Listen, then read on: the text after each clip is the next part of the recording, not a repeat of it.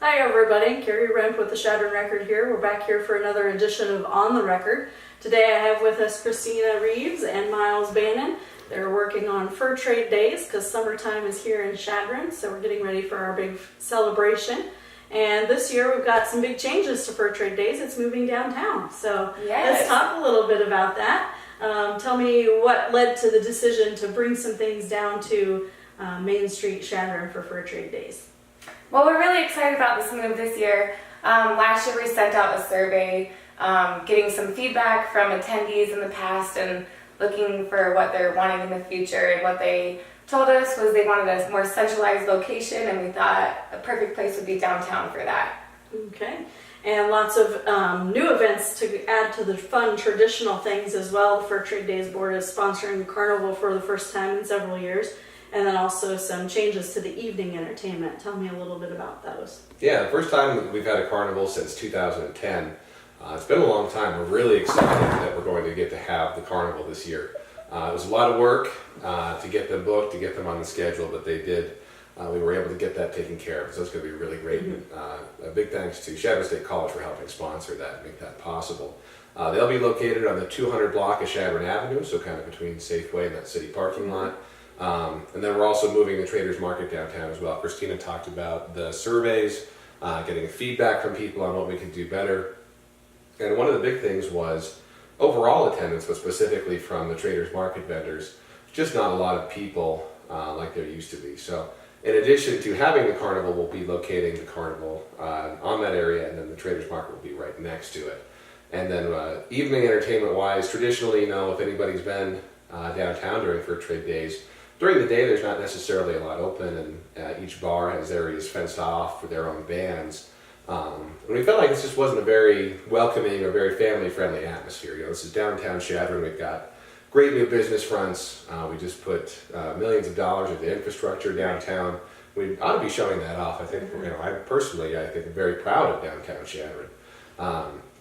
So having one band each night and having no fences, I think will really make a big difference, and we encourage everybody to come down and check it out. There's a free street dance, you don't have to pay, there's no cover to get in, and then if you want to have a beverage while you're downtown, you'll be able to do that as well. You don't have to worry about where the fence is and to begin. Right, and each bar is still going to have their own bands as well. So Some if you want to, so if you want to get inside for a little bit or whatever, sit down, you'll be able to still enjoy music inside and then go wander the streets and have good music outside as well. So a lot of the traditional events are returning as well. Talk about some of the most popular ones that are coming back. I know the Buffalo Chip Throw is on the schedule again, but also moving. So Yeah, Rotary is putting on the Buffalo Chip Throw again this year, and they are moving it downtown Chadron with our move as well. So we're really looking forward to that. That'll be on Main Street and 2nd Street by the gathering space. And we will have a big tent over there for shade and whatnot. All right.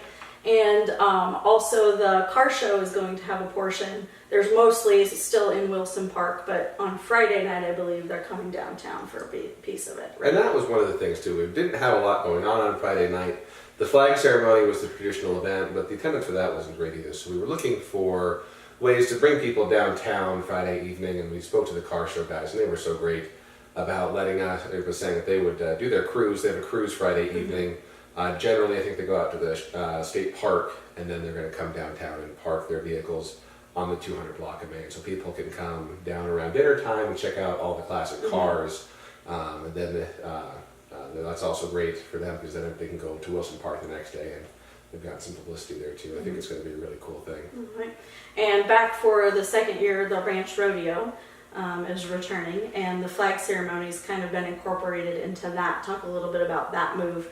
And we're actually having 2 flag ceremonies on the schedule. So Actually, the Museum of the Fur Trade said they are not doing that this year. They're not doing Not doing that this year, but I think in the future we'll be looking at bringing that downtown somehow.